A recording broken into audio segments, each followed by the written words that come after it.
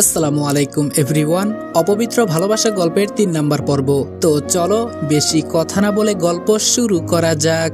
মৌ আমায় বিছানায় ফেলে দিয়ে ঠাস করে টান দিয়ে বুক থেকে ওড়নাটা হাতে নিয়ে নিল। তারপর সেটা দিয়ে পেঁচিয়ে আমার হাত দুটো শক্ত করে বেঁধে ফেললো। আমি বললাম, মৌ কি করতে চাইছিস কি? কোনো উত্তর নেই। মৌ কেমন যেন হিংস্র পশুর মতো আচরণ করছে। তার এই রূপ আচরণ দেখে কলিজার পানি যেন নিমিষেই শুকিয়ে গেছে। মৌ বলল, আজকে তোর সমস্ত কিছু লুটে নিব, তারপর দেখি তুই আমায় কিভাবে আপন না করে থাকিস। মৌয়ের কথা শুনে চোখ জোড়া সোজাসুজি কপালে উঠে গেছে। হায় আল্লাহ, মৌ হয়তো আজ তার চাহিদা পূরণ করেই ছাড়বে। মৌ প্লিজ, তুই আমায় ছেড়ে দে। মৌ বলল, তুই চুপ, তোর মুখ থেকে একটা কথাও শুনতে চাইছি না আমি। অনেক হয়েছে আমাকে অবহেলা করা, এবার আমি নিজের অধিকার নিজেই আদায় করে ছাড়বো। আমি বললাম, মৌ তুই কি পাগল হয়ে গেছিস? আর তোর কিসের অধিকার? হ্যাঁ। মৌ বলল, হ্যাঁ আমি পাগল হয়ে গেছি, আর আমার অনেক অধিকার আছে তোর উপরে। সেই কলেজ লাইফ থেকে তোর পেছনে পড়ে আছি, তোকে ভালোবেসে আসছি, কিন্তু তুই কিনা আমার দিকে কোনো খেয়ালই করিস না। আজকের পর তোর খেয়াল আমাকে ঘিরে হবে। আমি বললাম, মৌ পাগলামোর একটা লিমিট থাকা উচিত। তুই আমায় ভালোবাসলে বাসতে পারিস, কিন্তু আমি অধরাকে ভালোবাসি, আর তাই ওকেই বিয়ে করে নিয়েছি। মৌ বলল, সে তুই যাকেই বিয়ে কর, কিন্তু অবশেষে তুই আমারই হবি। আমি বললাম, মৌ থাপড়ে গালের দাঁত সব কয়টা ফেলে দিব। শান্ত হয়ে গেছি দেখে ভুলে যাস না যে আমি কে আর কি ছিলাম। আগের রূপে ফিরে যেতে 2 মিনিটও সময় লাগবে না। সো ভালোই ভালোই বলছি, হাতের বাঁধন খুলে দে, না হয় এমন অবস্থা করব তোর সারা জীবন কাউকে মুখ দেখাতে পারবি না। মৌ বলল, না আমি হাতের বাঁধন খুলবো না, আগে বল তুই অধরাকে ছেড়ে আমাকে বিয়ে করবি। আমি বললাম, মৌ এবার কিন্তু রাগের মাত্রা বেড়ে যাচ্ছে। তুই আমার হাতের বাঁধন খুলবি নাকি চিরতরে তোর শরীরে কলঙ্কের দাগ লাগিয়ে দিব? আমার কথা শুনে মৌ এবার ভয়ে কান্না করে দিল। মৌ বলল, হ্যাঁ দিচ্ছি হাতের বাঁধন খুলে। মৌ কান্না করতে করতে আমার হাতের বাঁধন খুলে দেয়। এত সময় ভালোভাবে বলায় কথা শুনেনি, এখন যখন একটু শক্ত করে কথা বলেছি তখনই কথা ভেতরে ঢুকেছে। ওই যে বলে না, দুনিয়ায় মানুষ শক্তের ভক্ত, নরমের জম। আমি বললাম, মৌ তুই কান্না করছিস কেন? এখানে কান্না করার মতন তো কিছুই দেখছি না। মৌ বলল, তোর চোখে তো কিছুই পড়বে না। আজ কত বছর ধরে তোকে আমি ভালোবাসি, কিন্তু তুই আমার ভালোবাসা কখনো বোঝার চেষ্টা করিসনি। উল্টো অধরাকে বিয়ে করে বসেছিস, যে কিনা অন্যের সন্তান বয়ে নিয়ে বেড়াচ্ছে। আমি বললাম, মৌ আমি তাকে খুব বেশি ভালোবাসি, তাই তার শরীর নিয়ে ওভাবে চিন্তা করিনি, পজিটিভ চিন্তা করে মাফ করে দিয়েছি। মৌ বলল, হ্যাঁ সে না হয় মাফ করে দিয়েছিস, কারণ তুই তাকে ভালোবাসিস, কিন্তু অধরা যে তোর সাথে জানোয়ারের মতো আচরণ করে, তোকে যে সবসময় কষ্ট দেয়, সেগুলোর হিসেব কে করবে? আমি বললাম, কষ্ট নামক জিনিসটা আমার জীবনের সাথে খাপ খেয়ে গেছে, তাই মানুষ কষ্ট দিলেও সেভাবে খারাপ লাগে না। মৌ বলল, তোর লাগতে না পারে, কিন্তু আমার লাগে, কারণ আমি তোকে ভালোবাসি। তুই কষ্টে আছিস শুনলে আমার চোখের ঘুম হারাম হয়ে যায়। আমি বললাম, আরে পাগলি, আমার জন্য নিজে কেন কষ্ট পাচ্ছিস? জীবনটা অন্যের সাথে জড়িত করে সামনে এগিয়ে নিয়ে যা। মৌ বলল, আকাশ, আমার মরা মুখ দেখতে না চাইলে এসব কথা আর বলবি না। আমি তোকে একেবারের জন্য বলিনি যে অধরাকে ছেড়ে আমার কাছে আয়। হ্যাঁ, এটা অবশ্যই বলবো যে অধরা যদি তোকে কখনো কষ্ট দিয়ে ছেড়ে চলে যায়, তাহলে তুই আমার কাছে চলে আসিস। আমি তোর জন্য সারা জীবন অপেক্ষায় থাকবো, আর আমি কখনো অন্য কোনো পুরুষকে গ্রহণ করব না, কারণ আমার মন বলছে তুই আমার কাছেই ফিরে আসবি। মৌয়ের কথা শুনে চোখে জল চলে এলো। আজকে থেকে 5 বছর আগে মেয়েটা আমায় ভালোবাসে, কিন্তু মেয়েটাকে আমি কখনোই সেই সুযোগটা দেইনি। তবে এখন মনে হচ্ছে যদি অধরার জায়গায় মনের মধ্যে মৌয়ের চিত্র ফিট করতাম, তাহলে হয়তো আমার জীবনটা ভালোবাসায় ভরপুর হয়ে যেত। মেয়েটা গত 5 বছর আগেও যেমন ছিল এখনো ঠিক তেমন আছে। মৌ বলল, কিরে চুপ করে আছিস যে? আমি বললাম, মৌ তোকে একটা কথা বলবো, রাখবি তো আমার কথা? মৌ বলল, হ্যাঁ বল, অবশ্যই রাখবো। আমি বললাম, আমাকে কিছুটা সময় দে, আমি এখন কোথায় আছি সে আমি নিজেও জানি না। নিজের অবস্থানের কথা জানতে পারলে আমি কোনো ডিসিশনে আসবো।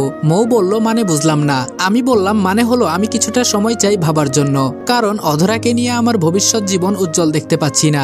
এদিকে তুই আমায় আজ 5 বছর ধরে ভালোবেসে আসছিস, সো কি করব ভেবে দেখি। তবে এটা শিওর থাক, তোর কাছে ফিরে গেলে আমার দুনিয়া তোকে ঘিরেই হবে। মৌ বলল, আচ্ছা সময় নে, তবে আমি তোর অপেক্ষায় থাকবো।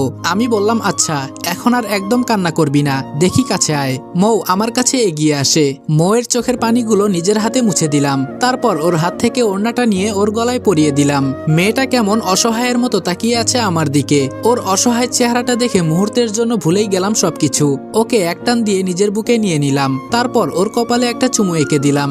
শোন, এই চুমুটা বন্ধুত্বের খাতিরে দিয়েছি, এটাতে কোনো খায়েশাত বা খারাপ মতলব নেই। তবে আল্লাহর হুকুমে যদি এমনটাই থাকে যে তুই আমার জীবনের সূত্রে জড়িয়ে যাবি, তাহলে পরবর্তীতে চুমুটা স্বামী হিসেবে তোর ঠোঁটেই মারবো।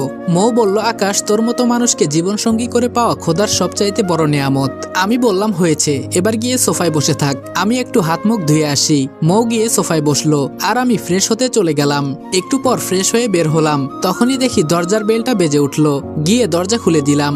দরজা খুলতেই দেখি অধরা আর তার বাবা। অধরার বাবা বলল, বাবা, এই যে ধরো তোমার আমানত, ওকে তুমি ভুলেও আর আমার বাড়িতে পাঠাবে না। ও যদি মরেও যায় তাহলে তোমার বাড়ির পাশে কোনো একটা জায়গায় ওকে দাফন করে দিও, কিন্তু আমার বাড়িতে যেতে দিও না। যেদিন সে পুরোপুরি মানুষ হবে সেদিনই তাকে বাড়িতে উঠাবো আমি। আমি বললাম, বাদ দিন সেসব কথা, আপনি ভেতরে আসুন। অধরার বাবা বলল, না বাবা, আমি চললাম, আমার একটু জরুরি কাজ আছে। আমি বললাম, আচ্ছা। অধরার বাবা চলে গেল। যাও ভেতরে গিয়ে ফ্রেশ হয়ে নাও। অধরা ঘরের ভেতরে ঢুকেই দেখতে পাই মৌকে, সে সোফায় বসে আছে। অধরা বলল, মৌ, তুই এ বাড়িতে কি করছিস? মৌ বলল, আকাশের সাথে দেখা করতে এসেছি। আর তুই এভাবে কথা বলছিস কেন অধরা? অধরা বলল, পুরো বাড়ি ফাঁকা, তার মধ্যে তোরা দুজন, আবার কলেজ লাইফ থেকে তুই আকাশকে ভালোবাসিস, কাহিনী তো কিছু একটা আছে। মৌ বলল, অধরা, মুখ সামলে কথা বলিস, তোর মতন নির্লজ্জ না আমি, ওকে? আকাশকে আগেও আমি ভালোবাসতাম, এখনো বাসি, কিন্তু তার মানে এই না যে তার সাথে দেখা করতে এসে আমার খারাপ কিছু করতে হবে। ছি অধরা, তোর মন মানসিকতা এতটা নিচে নেমে গেছে, তুই আমাকে আর আকাশকে নিয়ে এসব চিন্তা ভাবনা করিস। অধরা বলল, কিছুই বলার নেই তোদের, কিছু বলতে গেলেই তোরা আমার ইতিহাস নিয়ে কথা বলা শুরু করবি। সো যা খুশি কর, আমি আমার মতন থাকি। অধরা রুমে চলে গেল। মৌ বলল, আকাশ, দেখলি অধরার মন মানসিকতা কেমন? আমি বললাম, মৌ, বাদ দে ওর কথা। আচ্ছা, একটা সত্যি করে কথা বল, তুই কি আজ আমার সাথে খারাপ কিছু করার মতলব নিয়ে এসেছিলি? মৌ বলল, না, কিন্তু মুহূর্তের জন্য আমি পাগল হয়ে গিয়েছিলাম। মাথায় কেমন অদ্ভুত ধরনের একটা ভূত চেপে বসেছিল যে তোকে যদি শরীর দিয়ে দেই তাহলে হয়তো তুই আমাকে আপন করে নিবি, কিন্তু পরক্ষণে আমার হুঁশ ফিরে আসে তোর কথায়। আমি যা করতে চাইছিলাম তার সবটাই ভুল, কারণ শরীর দিয়ে ভালোবাসা প্রমাণ করে পতিতারা, যাদের দেহের কোনো দাম নেই, তারাই শরীর দিয়ে ভালোবাসা প্রমাণ করে। সো কিছু মনে করিস না প্লিজ। আমি বললাম, মৌ, তোর জন্য খুব আফসোস হচ্ছে রে, খোদা কেন মনের মধ্যে অধরার বদলে তোর জন্য ভালোবাসার বীজ বুনে দিল না, না হয়তো তোকে নিয়ে আজ আমি খুব সুখী হতাম। মৌ বলল, উপরওয়ালার হুকুম হয়তো এটা, হয়তো ভালো কিছু লেখা আছে কপালে, তাই বান্দাকে পরীক্ষা করে নিচ্ছেন। আমি বললাম, হ্যাঁ তাই হবে হয়তো। মৌ বলল, আচ্ছা আকাশ, এবার আমার যাওয়া উচিত, অনেকটা সময় হয়ে গিয়েছে আমি এসেছি, এখন বাসায় না গেলে মা খুব টেনশন করবে। আমি বললাম, আচ্ছা ঠিক আছে, কিন্তু খাওয়া দাওয়া করে যা। মৌ বলল, না রে, সেটাও হবে না, কারণ মা আমায় ছাড়া খাবার খায় না, অন্য একদিন খাবনি। আমি বললাম, আচ্ছা ঠিক আছে। তারপর মৌ চলে গেল।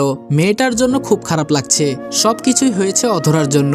মেয়েটাকে যদি আমি ভালো না বাসতাম তাহলে হয়তো আজ এই দিন দেখতে হতো না। অধরার সাথে অনেক কিছু করার প্ল্যান করেছিলাম আজকে, কিন্তু মৌয়ের কারণে সবকিছুই মাথা থেকে ঝেড়ে ফেলে দিয়েছি, কারণ আমার জীবনের এখন কোনো ভরসা নেই, কোন দিকে মোড় টানবে তা নিজেও জানি না, তাই এখন এসব না করাই ভালো। কাজকর্ম সেভাবেই সোফার উপর রেখে দিয়ে খেতে চলে গেলাম। অধরার জন্য প্লেটে খাবার বেড়ে রেখেছি, পুরোপুরি দুপুর হয়নি, কিন্তু মোটামুটি সময় হয়ে এসেছে খাওয়ার। অধরা, খেতে এসো। অধরা বলল, আমি খাবো না, তোর খাবার তুই খা। আমি বললাম, খাবি না মানে? তোর ঘাড়ও খাবে।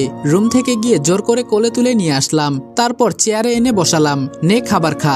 অধরা বলল, আকাশ, তুই কিন্তু অতিরিক্ত করছিস, তোর কি মনে হচ্ছে না যে তুই অন্যের আমানতে হাত দিচ্ছিস? আমি বললাম, অন্যের আমানত না, তোকে আমি বিয়ে করেছি, সো তুই আমার আমানত। অধরা বলল, জোর করে বিয়ে করলেই সব হয়ে যায় না, আমার মন আর শরীর দুটোই তিশানের জন্য, তুই সেই দুটো জিনিস কোনোদিনও পাবি না। আর শোন, তিশানের সাথে আমার কথা হয়েছে, সে আমায় বলেছে কিছুদিন পর সে আমায় নিয়ে যাবে, সো তোকে আমি ডিভোর্স দিয়ে দিব, এতে আমার পরিবারের সাথে সম্পর্ক শেষ হলেও হবে, আর এমনিতেও তো সম্পর্ক ভালো নেই। আমি বললাম, অধরা, সেম ভুলটা তুই আবারও করতে চলেছিস। শোন, তোকে আমি বহুকাল আগ থেকেই ভালোবাসি, তাই তোর শরীরের এমন কন্ডিশন জানা সত্ত্বেও তোকে আমি বিয়ে করেছি। কই, তিশান তো তোকে বিয়ে করেনি, সে তোকে ছেড়ে দিয়ে চলে গেছে।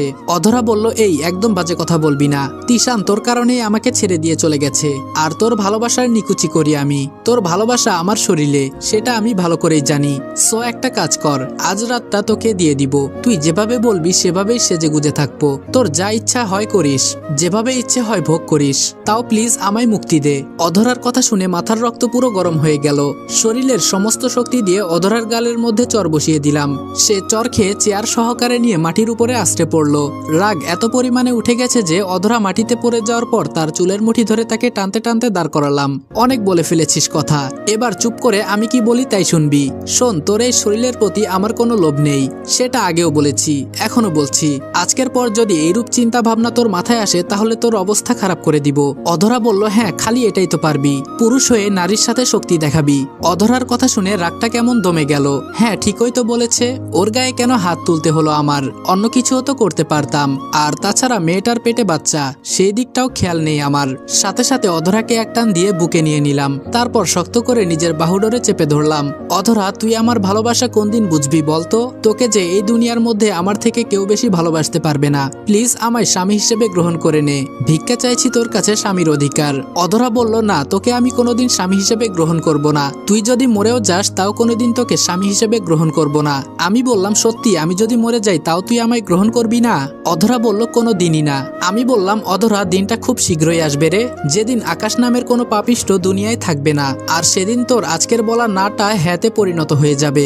যেদিন তুই সমস্ত সত্যিটা নিজের চোখের সামনে দেখতে পাবি, সেদিন তুই পাগলের মতো কাঁদবি। সেদিন বুঝতে পারবি যে আকাশ নামের কুলাঙ্গারটা তোকে কেমন ধারা ভালোবেসেছিল। তখন পাগলের মতো কান্না করলেও আমি আকাশকে আর ফিরে পাবি না। হয়তো সেদিনটা দেখার জন্য আমি থাকবো না, হয়তোবা তোর ধরা ছোঁয়ার অনেক বাহিরে চলে যাব আমি। অধরা বলল, আরে ছাড় তো তুই, তোর মতন খারাপ মানুষের মুখে এসব বিরহের কথা মানায় না। যা গিয়ে অন্য কাউকে পটা এসব বলে, আমার মন কোনোদিন গলাতে পারবি না এসব বলে। অধরা ঝাটকা দিয়ে আমার কাছ থেকে নিজেকে ছাড়িয়ে নেয়। আমি বললাম, অধরা, আজ এত অবহেলা করছিস তো ডায়েরিতে লিখে রাখ, একদিন তুই দুনিয়ার সবচাইতে অবহেলার পাত্র হবি।